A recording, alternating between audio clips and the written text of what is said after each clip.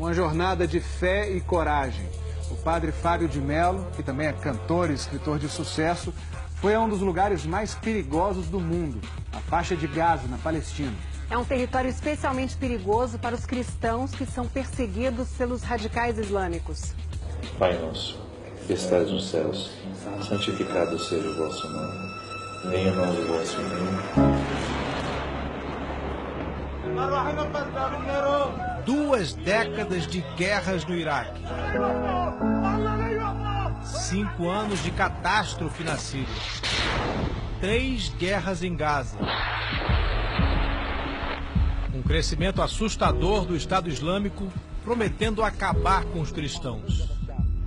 Por todo o Oriente Médio, é cada vez mais difícil ser cristão onde o cristianismo nasceu.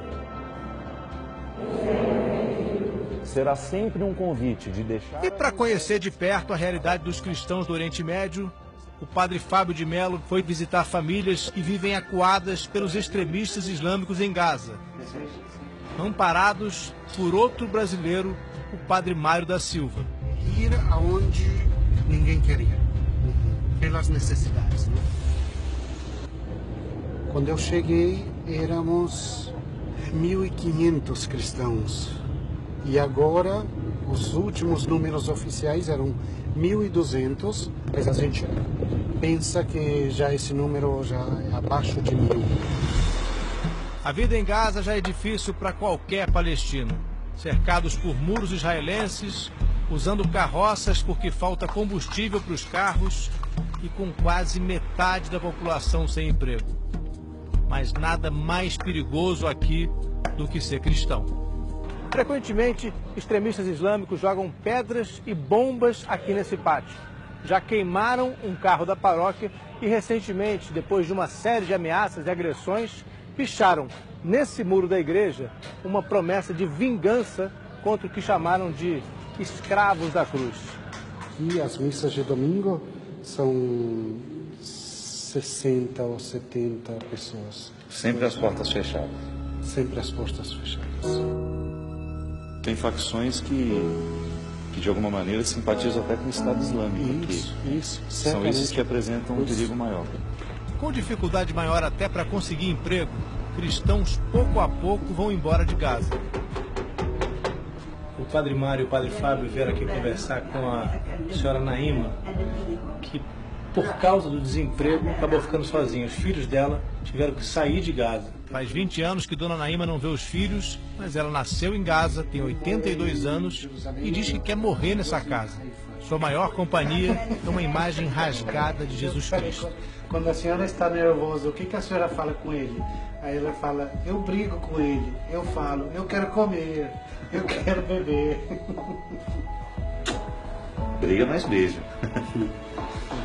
No fim da visita, os 2 padres rezaram por dona Naíma. Nessa outra casa, o filho foi embora por causa de uma tentativa forçada de conversão. Foi o encontro de um padre que atua como os primeiros cristãos, defendendo os fiéis, proibido de falar de religião publicamente. Um outro que vive o oposto, sempre usando as redes sociais para divulgar suas ideias. Eu imaginava um outro padre, um padre mais tristonho, mais machucado pelos sofrimentos, e não, encontrei um homem sorridente, de fato feliz, com uma serenidade de ser a pessoa certa no lugar certo. Cristãos que um dia foram 14% da população do Oriente Médio, agora são só 4%. No Iraque, em pouco mais de uma década, uma população de mais de 2 milhões de cristãos diminuiu para menos de 200 mil. E muitas famílias atravessaram a fronteira aqui para a Jordânia. O único abrigo que os cristãos do Iraque encontraram foi na igreja.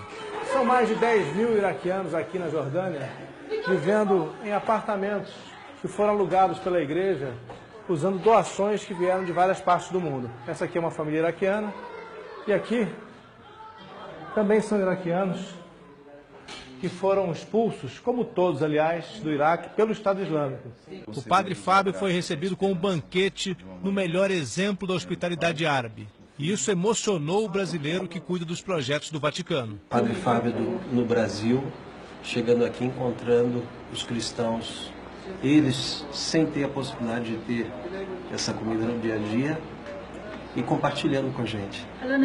Marianne contou que o Estado Islâmico deu a ela e à filha uma opção: se converterem ao Islã ou fugirem para sobreviver. Eu, quando cheguei aqui, segurei a mão dessa criatura. Eu não entendi uma palavra do que ela me disse, mas eu entendi tudo o que ela sentiu.